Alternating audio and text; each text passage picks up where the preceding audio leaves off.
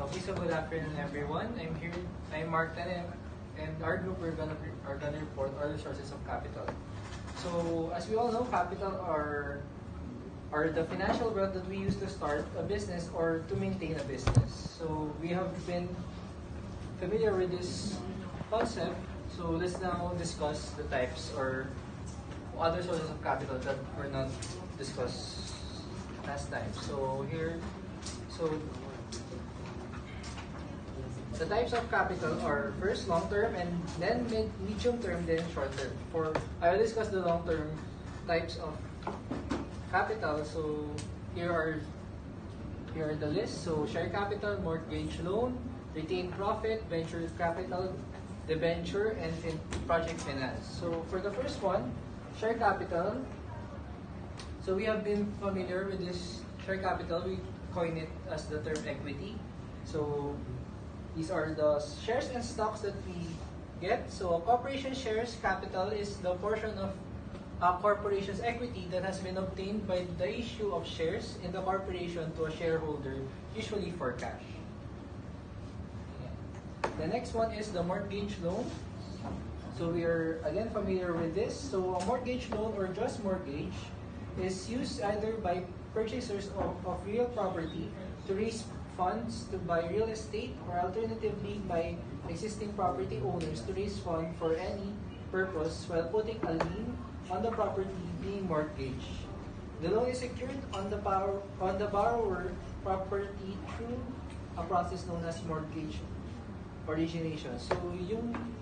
So lien here means, or it's the right to keep possession of a property belonging to another person until a debt owed by that person is distributed.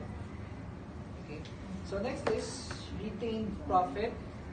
So this was not discussed, but we already know this. So retained profit is retained earnings of a corporation, or simply the retained income, the net income will be used for capital. So here, I'm just going to read this. The retained earning of a corporation is the accumulated net income of the corporation that is retained by the corporation at a particular point of time, such as at the end of the reporting period. At the end of that period, the net income or net loss at that point is transferred from the profit and loss account to the retained earning account. If the balance of the retained earnings account is negative, it may be called accumulated losses, retained losses, or accumulated deficit, or similar terminology. So simply, like what I said earlier, you will use your net income today as your capital for tomorrow. Next, venture capital. So here's the definition. Venture capital is a type of private equity, a form of financing that is provided by firms or funds to small, early-stage emerging firms that are deemed to have high growth potential or which have demonstrated high growth. So in terms of number of employees, annual revenue, or both. So the firms usually are investors, well-off investors, or investment banks, or other financial institution. And venture capital does not only involve monetary form, it can also include technical managerial expertise. So the downside of this is the investor will gain an equity in the company, therefore the investor will have a say in your company if you will want to get venture capital. So next type is debenture, and this is the definition. Debenture is a medium to long-term debt instrument used by large company to borrow money at a fixed rate of interest. The legal term debenture originally referred to a document that either creates a debt or acknowledges it. But in some countries, the term is now used interchangeably with bond, loan, stock, or note. So with debenture, I'm going to highlight here, used by large companies. So it's mainly used by large companies because this type of source of capital does not have collateral or physical securities. It only relies on the credit worthiness of the company. That's why debentures can be used by SMDC, DMCI, and MDCs, or other large companies. Okay, so that's the venture. And lastly, project finance. So this is rampant in our industry in civil engineering. So here's the definition. Project finance is the long-term financing of infrastructure and industrial projects based upon the projected cash flow of the project rather than the balance sheet of its sponsors. Usually, a project financing structure involves a number of equity investors known as sponsors, a syndicate of banks, or other lending institutions that provide loans to the operation. So simply, project finance. So a company will be responsible for constructing a project, but it has a financier, usually the owner. So in the bidding process, the owner will look for bidders, and the bidders will give a financial statement or the cost of the project, and the winner of that bidder will be the company that will construct the project, and they will get their funds from the owner or from other institutions. So that is simply project finance. And that ends my part. Thank you. So another source of capital is medium term, usually about 2 to 7 years. I'll be discussing term loans, leasing, and hire purchase. So what is term loans? A term loan is a monetary loan that is repaid in regular payments over a set period of time. Term loans usually last between 1 and 10 years, but may last as long as 30 years in some cases. One thing to consider prior to getting a term loan is whether the interest rates is fixed or floating. Fixed interest rate doesn't increase or decrease regardless of the market. However, on the other hand, floating interest rate fluctuates with the market, so there is a risk when getting a term loan with a floating interest rate. A term loan usually involves an unfixed interest rate that will add additional balance to be repaid. So lease, so we've already discussed this in our previous classes. A lease is a contractual arrangement specifying the rental of a property. Two properties are involved in a lease.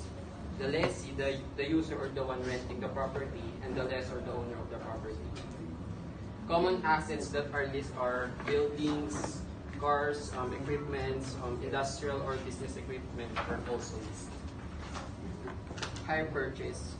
Hire purchase is simply an installment plan. If you want to acquire an equipment or a property, but you don't have enough money to buy it at the moment, you can do a hire purchase or an installment plan. You just have to pay about 40, 30, or 20%. Then the remainder you pay it in a period for about 1 year, 2 years, or 3 years. Another source of capital is short term, usually under 2 years. So bank overdraft. An overdraft occurs when money is withdrawn from a bank account and the available balance goes below zero. In this situation, the account is said to be overdrawn. For us to understand this more clearly, I'll provide an example. Let's say someone, John Doe, decided to buy furniture for his house, and he thought he has $11,000 in his account, but actually only has $9,500. So he bought furniture amounting to $10,000. So what will he do to pay for the $500? So will he work for the furniture store to cover the expense, or what? So he'll overdraft his account, meaning the bank will pay for the remaining $500 so long as you pay it at a later date with an interest rate. Next is trade credit. Trade credit is the credit extended by one trader to another for the purchase of goods and services. Trade credit facilitates the purchase of supplies without immediate payment. This means someone or I will be able to make use of goods or services without paying it on the spot. I'll be paying it at the end of the agreement for like 30 days, 45, or 60. Next is deferred expense. A deferral in accrual accounting is any account where the assets or liability is not realized until a future date. Example are annuities, charges, taxes, etc. The deferred item may be carried dependent on type of the deferral. So usually, A deferred expense is reported on the balance sheet as an asset until the time of its delay is expired.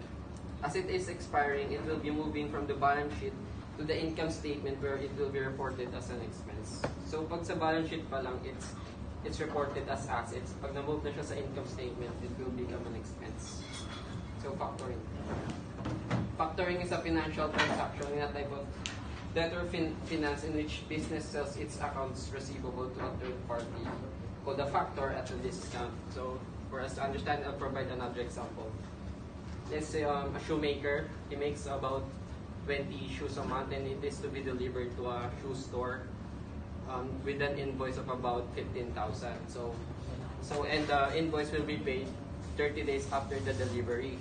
So you won't have enough money to buy the raw materials to create new 25 shoes. So what will you do? So someone comes in, this is called the factor, and he'll say, I got money, you need money, so I'll buy your invoice for about 12,000, 11,000. There's a discount since the invoice amounts to 15,000. He'll just buy it for 12,000 for him to be able to buy the raw materials to create new shoes. So capital markets. Capital markets are markets for buying and selling equity and debt instruments. Capital markets channel savings and investments between suppliers of capital, such as retail investors and institutional investors, and users of capital like businesses, government, and individuals.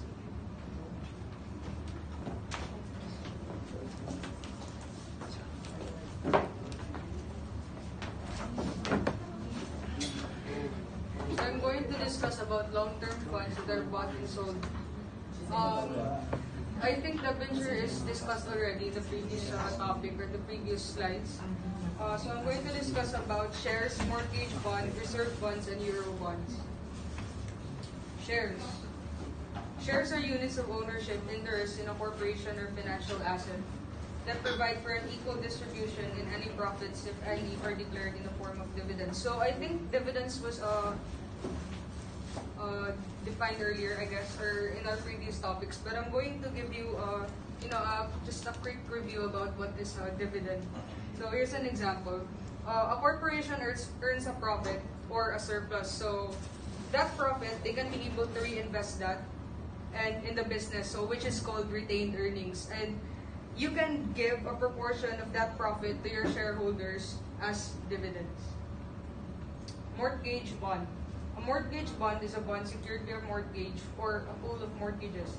These bonds are typically backed by real estate holdings and or real property such as equipment. In a default situation, mortgage bondholders have a claim to the underlying mortgage and could sell it off to compensate for the default. Reserve fund. A reserve fund is a savings account or other highly liquid asset set aside by an individual or business for meeting the future costs of upkeep and any unexpected costs that may arise. If the fund is set up to meet the cost of the scheduled upgrades, less liquid assets may be used. So a liquid asset is an asset that can be converted into cash quickly with minimal impact to the price received in the open market. Euro bonds. A euro bond is an international bond that is denominated in a currency not native to the country where it is issued, also called external bond. External bonds, which is strictly are neither euro bonds nor foreign bonds, would also include foreign currency denominated domestic bonds. I'm going to explain how euro bonds work. So for an example, we assume that there is a company which is headquartered in the United States. So this company decides to go to Australia. So they issued bonds denominated in Canadian dollars. So parang hindi talaga siya, parang tinatawag lang siya euro bond, not because of, example, it is a bond that is issued by euro, but it is a bond issued outside the country or outside where you are headquartered. So it is different from a foreign bond. So an example of a foreign bond is a bond issued, example, by a US-based company in Australia, but they denominate or they use Australian dollars to issue bonds. Commercial paper, money market. The money market is where financial instruments with high liquidity and very short maturities are traded. It is issued by participants as means for borrowing and lending in the short term, with maturities that usually range from overnight to just under a year. Commercial paper is an unsecured short-term loan used by a corporation, typically for financing accounts receivable inventories. It is usually issued at a discount reflecting current market interest rates. Maturities on commercial paper are usually no longer than 9 months, with maturities of between 1 and 2 months being the average. Credit on an open account. An open account transaction is a sale where the goods are shipped and delivered before payment is due, which is usually in 30 to 90 days. Bank overdraft is an extension of a credit from a lending institution when an account reaches zero. So customers borrows a set amount of money. Bills of exchange is a non-interest-bearing written order used primarily in international trade that binds one party to pay a fixed sum of money to another party at a predetermined future date. Similarity with promissory notes, but they can be drawn by individuals or banks and are generally transferable by endorsements. So this ends our topic. Thank you.